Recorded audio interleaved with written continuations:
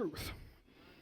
So you're malnourished when it comes to potency. You're malnourished when it comes to conquering. You're malnourished when it comes to winning. You're malnourished because your spiritual nutrition is meant to eliminate you as a serious contender for world dominion. So that's why we have the congregation of the mighty. That's why we have making you God's stronghold. Because we were a stronghold once. The ecclesia was one Lord, one God, one baptism. And we were one under apostleship. I know, isn't that good to know? So when because I'm the worst person to take on with this.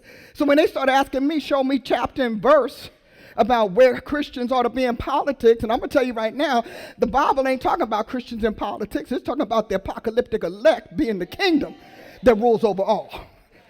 So I don't have to give you chapter and verse, right, Apostle Sally? I can give you Genesis to Revelation.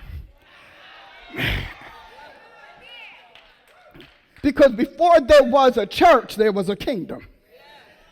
Before there were congregations, there was a kingdom. Before there were Christians, there were kingdoms. There were sovereigns. There were nations. And we need to stop plugging the church into God's kingdom past as if it existed back there when God said, let there be.